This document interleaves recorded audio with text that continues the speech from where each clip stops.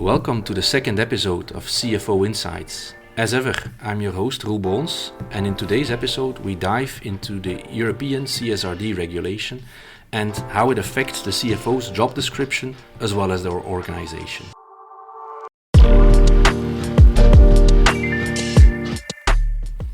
I'm joined by my co-host Nick van den Bos, who helps digitize and transforms the finance function and has seen the role of finance change with the implementation of ESG regulations. Great to be back, Roel. Hey. But let me certainly also introduce Thomas de Kuiper, a managing director of PwC Belgium's sustainability practice. Thomas has extensive experience of helping our clients implement processes and controls on sustainability and is here to share some of his insights. Welcome, Thomas. Thank you. Nice to be here. In the fast evolving landscape of corporate sustainability, the chief financial officers are really emerging as key players in steering businesses towards a greener and a more resilient future. So in this episode, we aim to see how their function and departments will evolve.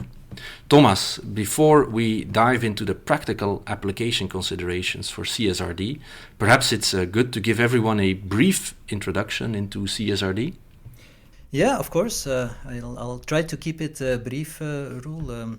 So on the CSRD, indeed, there's a lot to do about CSRD these days, and actually it has all been initiated by the EU Green Deal, which was voted a couple of years ago. Green Deal, maybe some of you will know the Green Deal. It's the set of legislation that has been voted to transform the European economy into a more sustainable one towards the future, with some high-level objectives of becoming climate neutral, protecting human life, helping companies become world leaders in clean tech, and also be in an inclusive environment. Now, what the European Union realized is that there's a need for some funding to make all of this happen. And that's where they actually introduced key frameworks such as the Corporate Sustainability Reporting Directive, but also the EU Taxonomy, to help reorient capital flows to those companies that are, let's say, the most sustainable in the class. So what does it mean, the CSRD? Basically, it's a quite comprehensive reporting of both qualitative and quantitative information on sustainability. If I say qualitative, it's around, we're talking about ESG strategy, what are the policies, procedures, targets, action plans, etc., that are involved in ESG.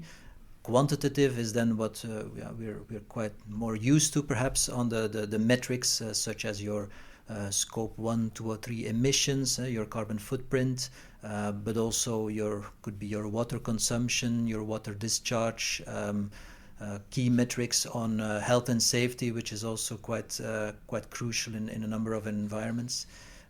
So a quite comprehensive set of reporting requirements. And actually, and you'll know that better than I do, Roel, one of the crucial elements is also that it's also coming with an audit requirement. So just like the financial reporting, also CSRD will need to be audited. Yeah, definitely. Making sure that it ultimately over time evolves to having that non-financial information really put at the same level of financial information.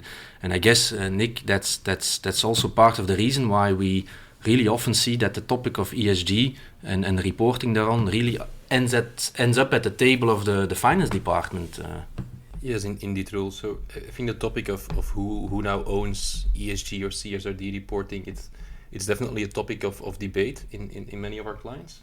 But we see that often in the end it's finance, it's the CFO that takes on that responsibility in the C-suite. And there's a number of reasons for it.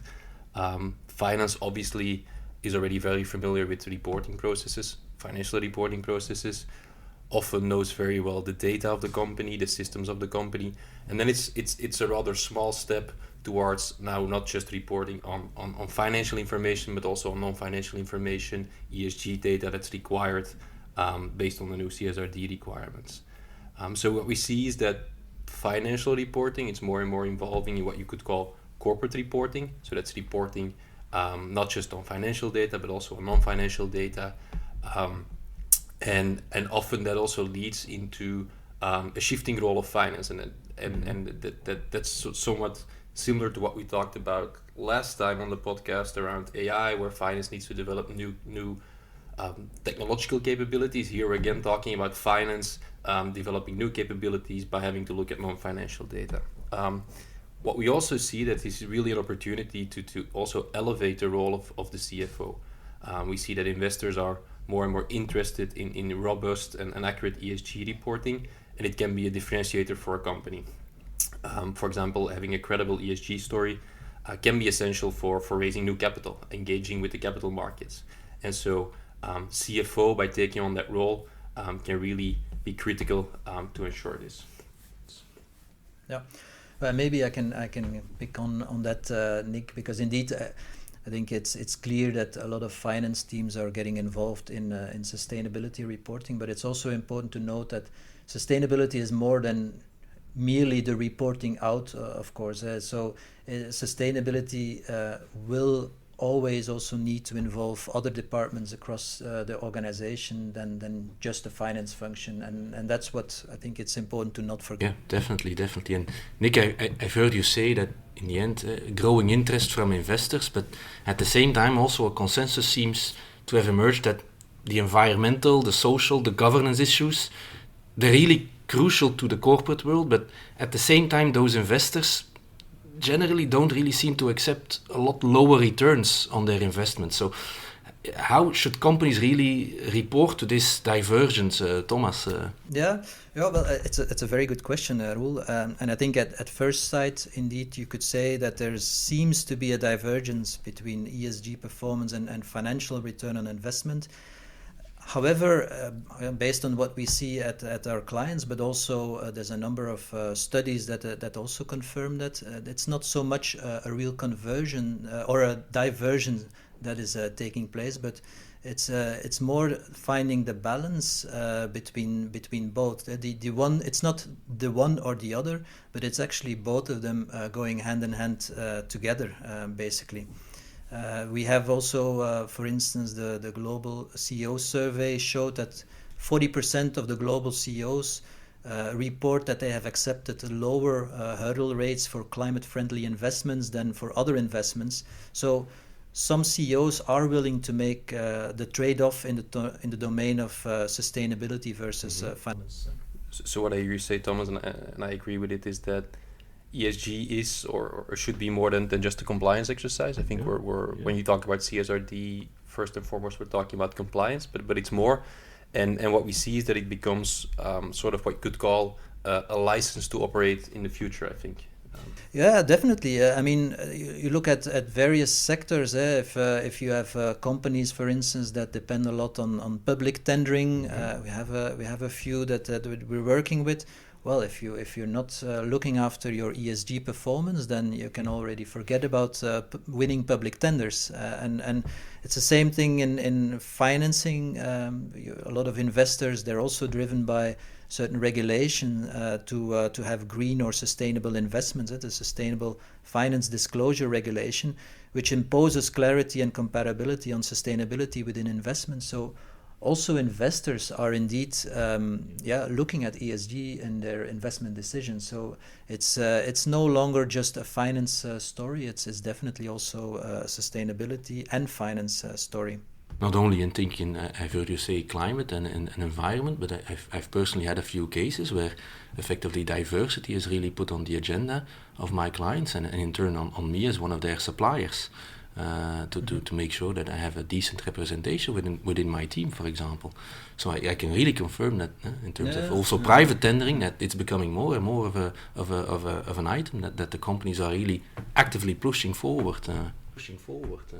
Yeah, so I think it's what you mentioned, Nick. It's a license to, or it's becoming more and more a license to operate in the future. And if you look at the CSRD, it's pushing the transparency requirements, and it's actually causing the whole economy to shift into a certain direction, because you will have companies that prefer partnering up with partners and suppliers that give them good, or that help them improve their ESG performance indicators and various topics, as you mentioned, on diversity, but the same thing on their carbon footprint. Which in turn makes other companies also want to move into that same direction. So it's actually taking the whole economy into a certain direction, and investors are also in part of that game. Yeah. So the purpose is really, or the question is really, how can you see this as a potential, or should you see this as a potential competitive advantage? Now, I think that being said, how do CFOs now deal differently with shaping those investment decisions and really strategically positioning their companies for long-term value creation? No.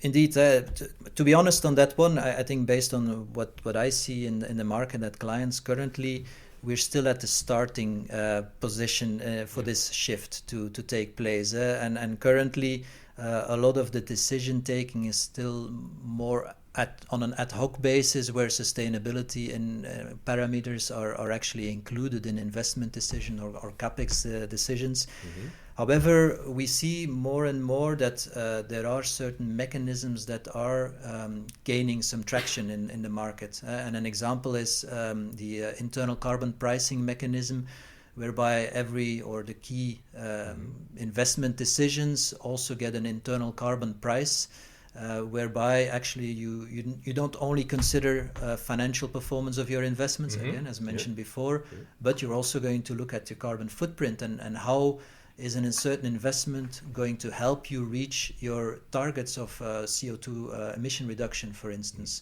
So internal carbon pricing, it's not yet very well integrated in the Belgian market, to be honest. I think we see it a lot more internationally, but it's starting to gain momentum. And internal carbon pricing is the mechanism that has been put in place for the carbon footprint. But actually, this can also be applied for other sustainability metrics. It's about embedding key sustainability metrics in making investment decisions. And that is a movement that is slowly but steadily taking place currently. Okay. So Thomas, I think you are very much assisting companies at the moment with the first phases of CSRD. And many of these listed companies are now also getting closer to their first year of reporting. Yeah. What are some of the key challenges that you've seen so far when working with your clients? Well, I think what I see in working with my clients, it's quite a job. It's not an easy one. We are and especially for first wave companies, we are working currently with around 65% of BEL 20 companies, where we are involved in ESG reporting in one way or another. And I think the first wave companies, they already have a certain level of maturity. They in many cases they were already reporting on certain sustainability metrics, mm-hmm. so they have already some experience. So what is key there is that they don't start from scratch. Mm-hmm. However, we also see with them it's still a very important step up to reach the CSRD let's say target or the requirements. And the main element that we see also for Wave 1 clients is around data.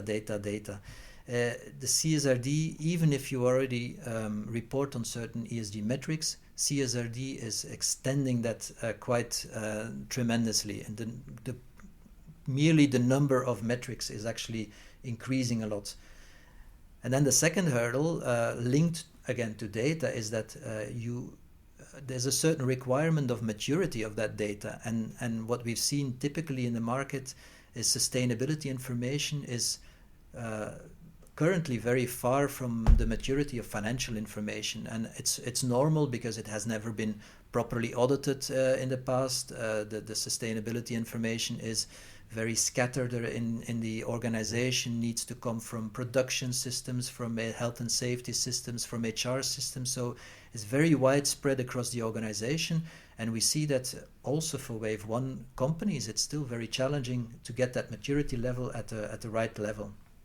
And given the audit requirement, that's gonna give potentially some headache to some companies. Yeah, no, definitely. And as an auditor, I can certainly echo that. Having worked with my clients so far, I can fully confirm what you're saying, Thomas. It's scattered all over the organization often. Sometimes also often with people that are not really subject of having had experience with being audited and having data and robust data, auditable data ready for that. So there definitely is a role for the finance organization as well as the auditor to really help build up that maturity. And then also I see what I'm now really engaging with my clients is making sure that there are very clearly defined KPIs that are properly understood by everyone within the organization, but also with the auditor, that there's a common understanding of what is going to be reported, and especially that it's clear, that those KPIs are really clearly defined. Let's talk about, for example, the adequate wage. What is an adequate wage? It's a subjective item. You probably want to engage with your auditor up front on that, but also making sure that there is involvement at the ExCom or board level for those KPIs, because it's something you're going to publish. So you want to make sure that the right levels in your organization have looked at that. And then me as an auditor, of course, making sure that there is consistency in the processes, the data throughout the organization to capture that. Especially if you're looking at multiple countries, does everyone have a clear understanding of how you gather the data and that you report on? Yeah, no, indeed. And to come back to your initial question, Nick, and the other thing that we see as a big challenge still for a number of companies in wave 1, but certainly then moving to wave 2, is the double materiality analysis. And it's a bit linked to what you mentioned, Roel. You need to make sure that it's clear on what KPIs really matter to the company. Well, your double materiality is a very key component in making sure that you can focus your effort on the right KPIs, on the right disclosures, on the right topics.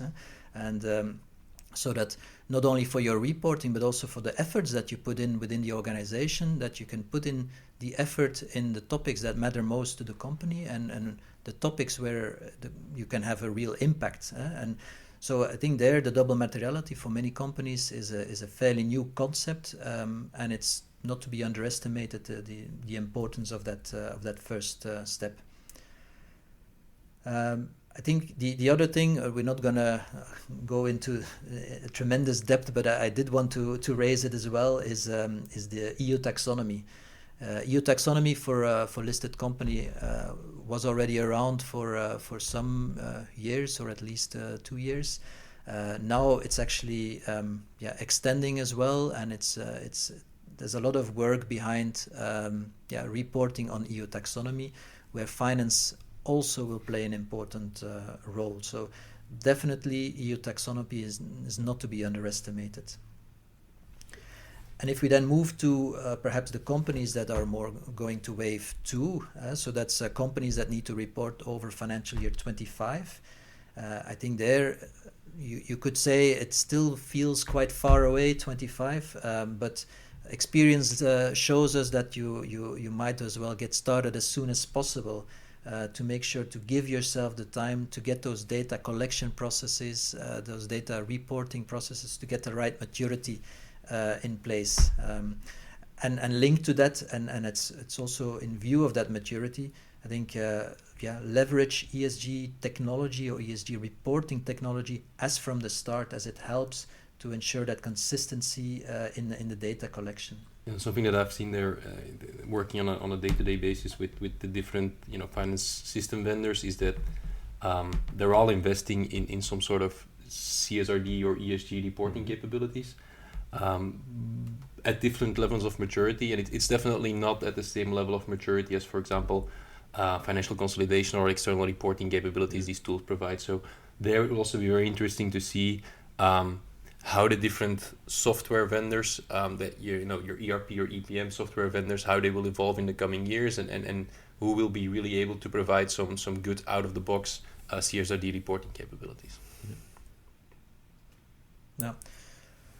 No, and maybe what I also wanted to mention, still it's a long answer to the initial question, but ESG reporting is about reporting out on your ESG performance, as was mentioned before, but it's still very important to understand that the real magic is actually happening in the operations, and there we should not underestimate that. it is about reducing your greenhouse gas emissions, and that happens within your operation. It happens within the value chains. It relates to the decisions that you take with which partners you're working with. It's making an energy transition happen in practice, and the energy transition will not happen in the office of the CFO. The CFO will be responsible for reporting out the end results, but the real magic is happening within the operations. So all of this is in the business, and so it's whereas finance will play a very important role. It's very important to keep in mind that it's broader, and a lot of the functions within an organization will need to be in. Yeah, and if we're talking strategy, Thomas, I imagine also we don't only need to focus on all the negative impacts that there are, but also on the opportunities that companies see within their business in making sure that they can perhaps grow their revenue and capture those opportunities.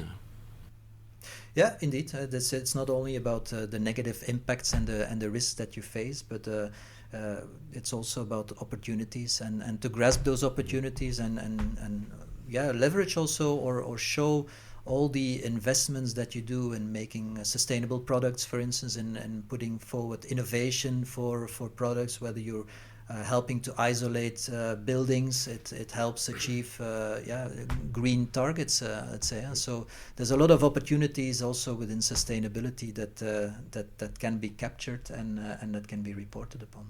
To maybe draw a parallel with other regulation and then get to see both Thomas and Roel your reaction. Obviously, years ago we had the introduction of SOX compliance. Yeah. And everything that went with that. To me, it seems a bit like CSRD is probably the most significant change in reporting requirements since the introduction of IFRS and SOX. So how do you see? You think that is indeed a correct parallel to draw, and then also are there certain lessons we can take from the past and apply now to CSRD?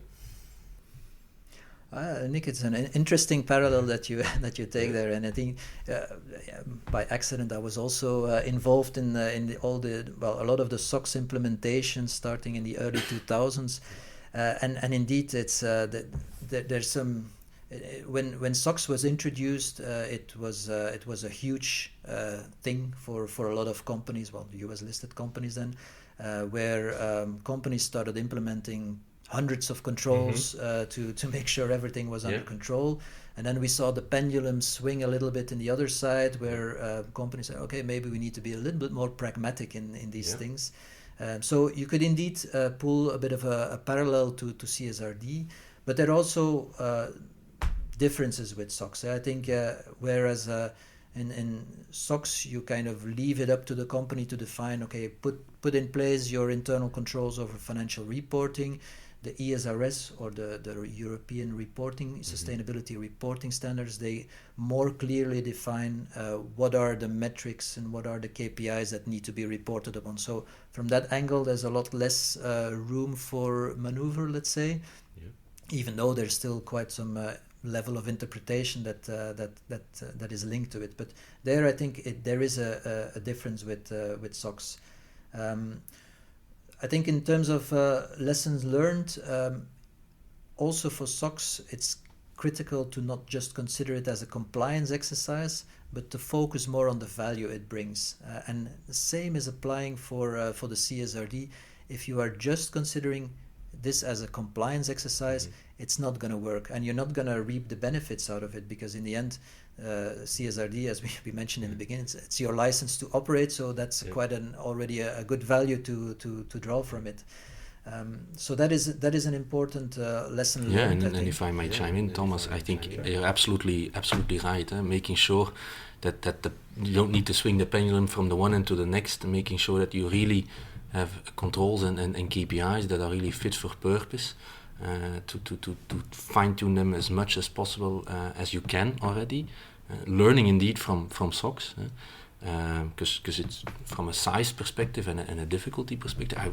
It's a great parallel that you draw, Nick. In the end, it's SOX and IFRS combined. I would almost say, in terms of implementation.